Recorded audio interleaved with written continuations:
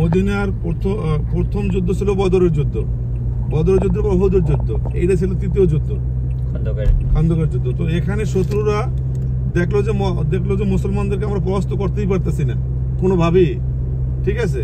তো এইখানে তারা দলবল নিয়ে আসছে, মুসলমানদেরকে একদম শেষ করে মারিয়ে ফেলাইয়া একদম মদিনাকে দখল করে ফেলাইবে, এই প্ল্যানিং করে আসছিল হাজার হাজার এইভাবে। তো এখন মদিনার সব দিকে পাহাড় ঘেরা ছিল, এই একটা সাইড থেকে তারা আক্রমণ করবে খোলা। তো হযরত সালমান ফার্সি উনি ছিলেন ইরানি, বুঝতে পারছেন।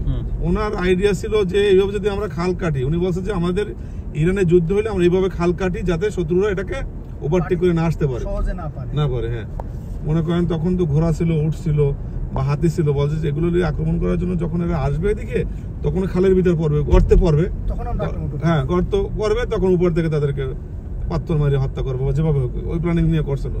তো এইটা নাকি 5.5 কিলোমিটার করছিল এরকম। এইটা করতে যে এখানে মনে করেন যে মুসলমানদের তখন খানার অনেক সমস্যা ছিল, তখন খানা প্রচুর অভাব ছিল ভাই, বুঝতে পারছেন। এই জন্য নবীজি পেটে পাথর রেখে সাহাবাদের সাথে কাজ করছেন খন্দকের খালে, পিঠে পাথর রেখে ক্ষুধার যন্ত্রণা সহ্য করতে না পেরে, ঠিক আছে।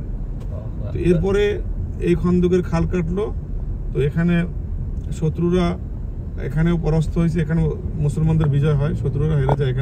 এখানে যুদ্ধ হয় না আর আল্লাহ সুবহানাহু ওয়া তাআলার পক্ষ থেকে গায়েবী আসছিল, আযাব আসছিল, অনেক ঝড়বন্যা আসছিল, এরা ভয়তে পালাই চলে গেছে সবকিছু, বুঝতে পারছেন। এখানে মুসলমানদের জয় হয়েছে। তো এই আইডিয়া ছিল, জি, তো এই আইডিয়াটা ছিল সালমান ফার্সির। তো এখানে আমরা যাব এখন, খন্দকের যুদ্ধ যেখানে হয়েছিল এইটাই সেই মসজিদ।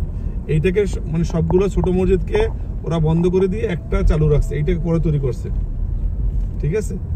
একটা চালু রাখছে, এইটার নাম হলো জামিয়া খন্দক, মানে সবগুলো মিলে একটা করছে জামিয়া খন্দক, ঠিক আছে।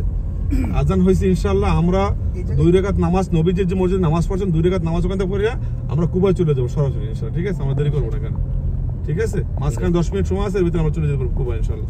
উপরে পাহাড়ের উপর যে মসজিদটা দেখতে পাচ্ছেন এইটাই হলো ফাত্তা মসজিদ, উপরেটা ওই যে ওইটা, হ্যাঁ ওইটা, ওইখানে যাই 2 রাকাত নামাজ পড়বেন।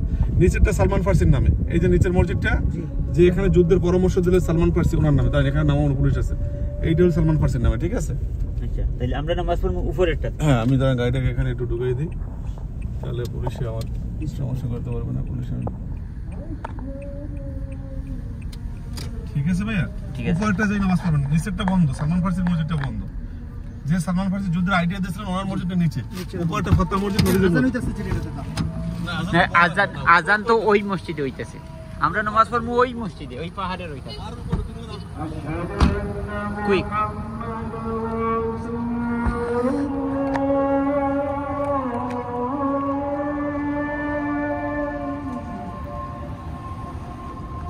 ও মসজিদে 2 রাকাত। সুবহানাল্লাহ।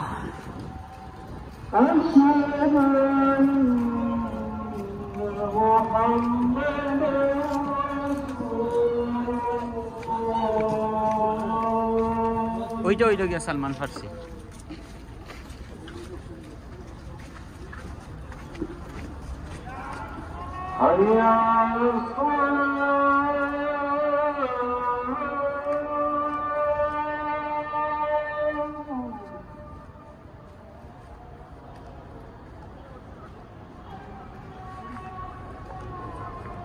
حي